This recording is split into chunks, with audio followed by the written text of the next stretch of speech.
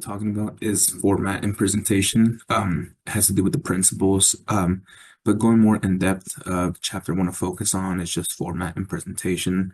Um, Basically, format and presentation is motivation, which means the learner should be interested and excited about the learning and the language, and they should come to value this learning.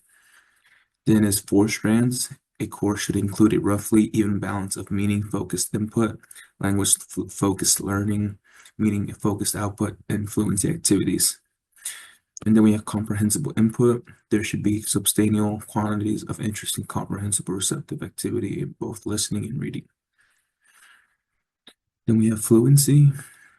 A language course should provide activities aimed at increasing the fluency with which learners can use the language they already know, both receptively and productively. Then we have output. The learner should be pushed to produce language in both speaking and writing over a range of Discord types. Then we have deliberate learning. The course should include language-focused learning on the sound system, spelling, vocabulary, grammar, and Discord areas.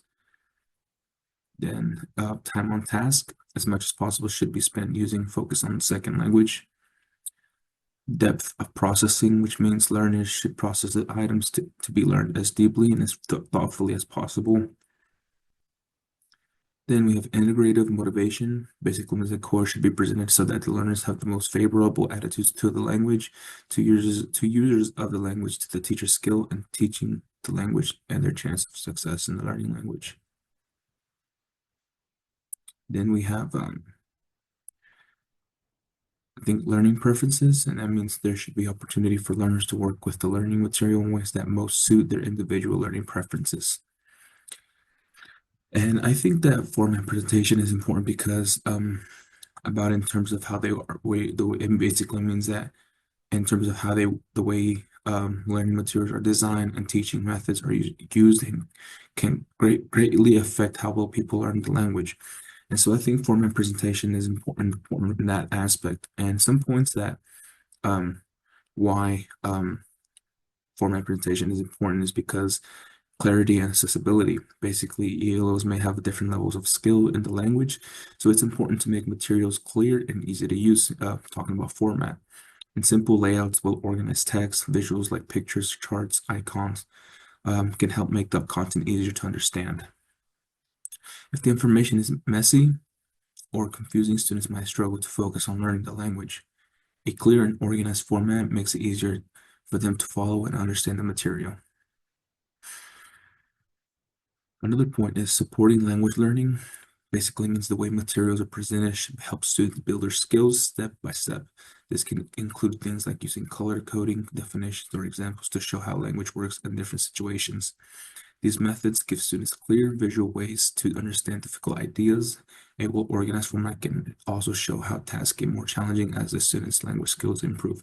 And so I feel like format presentation is the way students are going to be able to learn off the class, how they're going to be processing information, how they will be learning, what they will be getting, what they will understand, how they can feel like ways that teachers can help them succeed.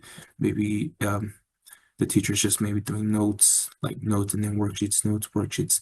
And for ELO students, it's more than that. It's where we have to be more productive, creative in ways that they're successful.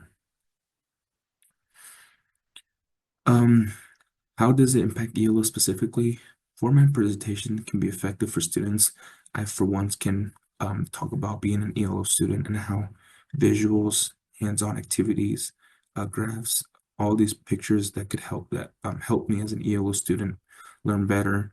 Not just writing, taking notes, like I was mentioning, and sometimes that's how it impacts the ELO students specifically, where visuals will actually help them and improve in their learning.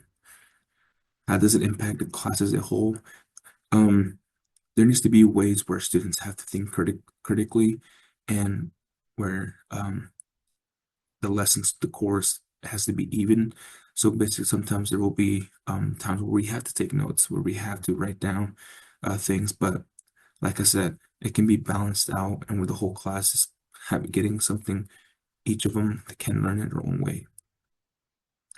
And some misconceptions about this topic, like format presentation, is that, I mean, one of the things is that kind of the question asked, like it could impact the whole class, their learning ways, how we present the information. If the format and presentation isn't well, the students won't succeed. Um, Also, the another misconception about formal presentation is that um, there's other ways that can be met with student standards, like maybe just not presenting or something, or format, maybe just teaching a lesson and just doing that. And there's so many misconceptions about that, but those are some of the things that I know that or could be effective in the classroom. What can teachers do to support students who are facing this situation? Basically, some things that teachers can do is basically um, show students that we are there to support them.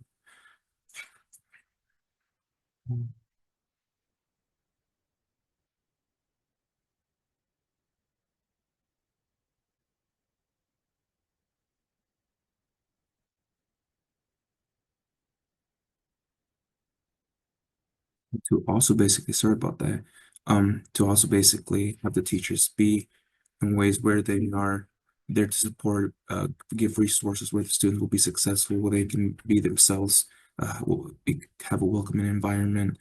Um, and that's the only thing about formal presentation. Teachers can have layouts, guided notes, visuals, all that stuff that can help them be successful. And yeah, that was about it. Thank you.